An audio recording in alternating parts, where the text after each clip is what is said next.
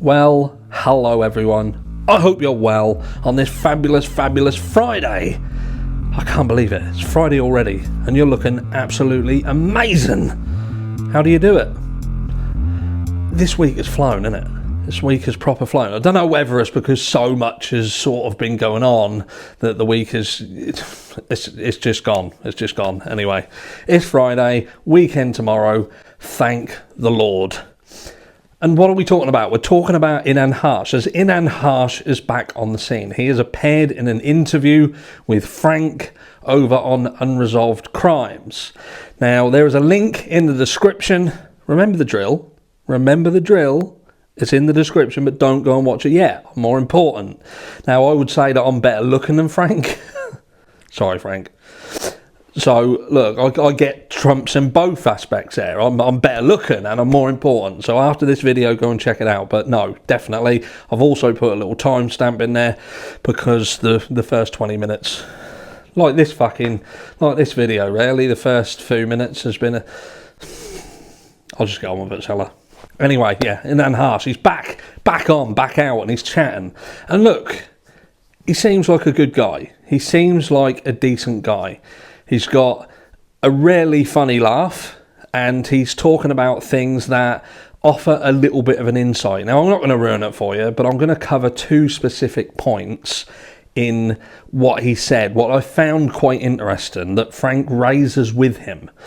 Now, those of you who have seen the Linda Lane footage, I think it's quite obvious that the Linda Lane footage is genuine footage. We can't be 100% sure about some elements of it, but the footage itself, what you're seeing on the screen, is accurate. And I think everyone will agree that this seems like a bit of a busy hustling and bustling place. And it would appear that that's not so much normality. Not this little area wouldn't be. Now, what Inan says is that the frat house itself would be quite busy because they're generally having parties and stuff like that. So up at that end, that would be generally food cars leaving and going about, and perhaps there would be other parties in the area as well, which I'm going to stick a pin in that, and I'm going to come back to it. But he also touches on the black SUV, that a lot of people have been questioning the cars in this area. And look, Inan stated quite clearly that SUV is not a car that he was familiar with. This is not a car that lived or frequented the area.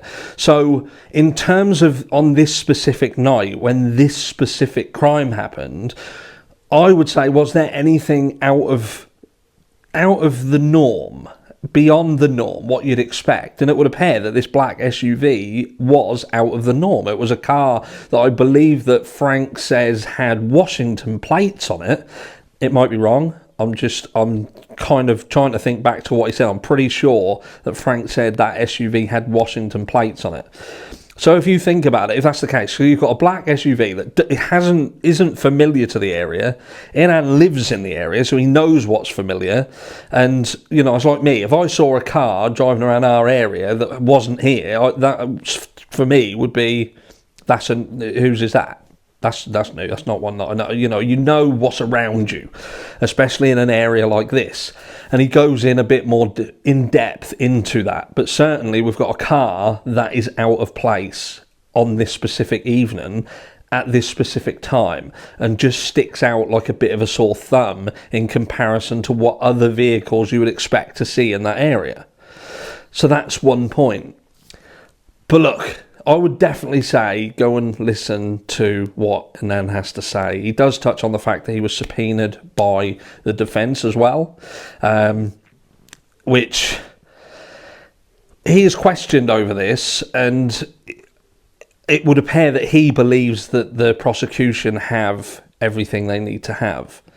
And I spoke, and again, go and listen to it.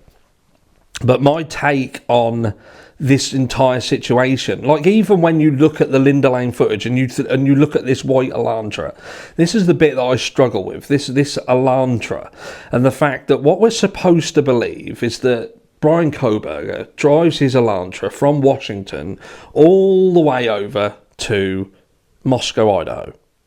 So he comes out of a non-death penalty state, goes into a death penalty state in his own car with his own phone on him, albeit he switched it off, but he's got his own phone on him. And he proceeds to then drive around this estate like a lost DoorDash driver. Someone pointed that out, and I'd thought about this. I spoke to someone who does DoorDashing, and they said, it's not uncommon, especially in this sort of area, especially when you've had road changes and things like that, name changes of roads, to drive in and you're looking for a specific address and you're thinking, where's that? So where's that address? And you're driving around trying to find it.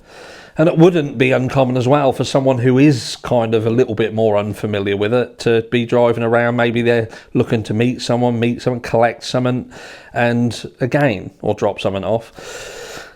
But I can't work out why, if we're supposed to believe Brian Kohberger is the perpetrator, he's the person who did it, and not only that, but it was premeditated, and what is being used as evidence of premeditation is the fact that he potentially had visited this area, come to this area on 12 other occasions. Now that has been disputed by some. They've, again, we're going by what we think we know about phone masts and the pings, and people can't seem to understand that the phone pings information has not been finalised. We don't have that yet. We don't know entirely what is going on with these 12 instances of his coming into Moscow, Idaho. But just say he did. So what we're supposed to believe is he came into Moscow, Idaho, so he'd picked out his house that he was going to attack, that just happened to be in a death penalty state, not close to our home that doesn't have it, but that's by and by, because he's got no connection, so there's no even reason to put that risk on his neck, because it does come with a risk, as we obviously prove by the position he's in now. But he comes into the area, and this is a busy time as well. Let's not forget what we're now saying. We saw the amount of cars and things that are happening in this evening, and then Inan turns around and says, look, there is parties, there's things going on. We also know there was the football match earlier on. The Davis FC team had come in and played the Idaho team. So this is a busy night, but yet this guy decided, it doesn't come in on a Wednesday or a Tuesday when it perhaps might be a little bit quiet. He comes in the busiest night of the week and proceeds to drive around trying to make sure that he's caught on every single fucking camera in the block, which in essence is exactly what happens. So again, it feeds into that. How, if Brian did it, which, he could possibly be. It could possibly be, but people can't understand that there's so many things that you have to accept his guilt even. And I ain't even looking into the knife sheath and the DNA and the touch DNA and stuff like that, and understanding the intricacies of that, and the fact that it could have got there by some other method. The knife might have belonged to the people in the house. The sheath might have belonged to someone else who had been in contact with Brian. You just don't know, and it's all about reasonable doubt. This case has got to be brought to a conclusion in order to enact the death penalty beyond reasonable doubt. Absolutely. So by the end of it, we can all sit there and confidently say, wow, he did it. Wow, he did it. And when you think what it's going to take you to get there, what questions do you have? What would need to be answered? And mine is, how can someone this seemingly educated, and what we've seen of him, he is educated. And I know people go on about the narcissism and the stuff like that, and they want to say he's an incel. We don't know that. That's guesswork. What we know is what we've seen. And we know that he's educated. We know the field of study. But yet he seemingly makes so many errors. So many errors. And maybe he does just make them errors. But for me, it's just hard to accept. Why would he come into this area in his own car with his phone, out of a non-death penalty state into a death penalty state, drive around an estate that he apparently already knows where he's going, what he's got to do? Maybe there's apprehension. I know some people use that. Maybe he was getting cold feet, and and then to go in this house and do this crime. Did he have the knife attached to him? Did he have it in his hand? Did he have the sheath in his pocket? Did he have overalls on and take them off in the house and put them in a bag? So then why didn't he get seen leaving the house with a bag in his hand? There's so many questions. Why is there no DNA in his car at all? Did he prep his car? Is that why he was driving around? Maybe he was driving around because he didn't want to get seen parked up with a prepped car. Someone said a comment yesterday, it was quite interesting when they said about that. They said, could you imagine explaining that? You get pulled over by the police. Oh, do you normally shrink wrap your car, sir? But again, we don't live in a day and age where we have pre-crime yet, so there wouldn't be any, they wouldn't be able to charge him for shrink wrapping the inside of his car. But all these questions have to be answered, and I found that Inan Harsh being subpoenaed by the defence quite interesting, because obviously, like Inan quite rightly states, it would appear that the prosecution feel that they don't need to speak to the likes of Inan. And what else do we know is that they didn't really speak to anybody. He's one of multiple people who have come forward, apparently, having not been spoken to by the prosecution in a way that would mean that they need their help and support. So I can't help but think they must have more. They've got to have more.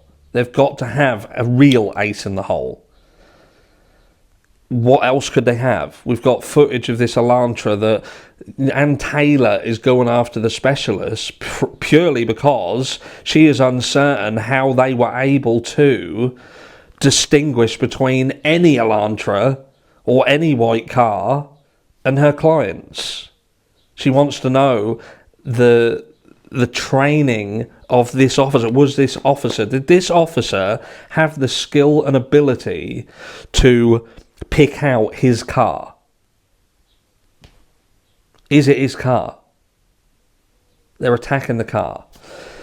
But like I say, I digress. The point being, what is their ace in the hole? Are they resting this entire case on a blurry white picture in a video and a knife sheath with touch DNA? Are they the only two things that they have? Or is there a lot more? Let me know down below, and I'll catch you all in the next one.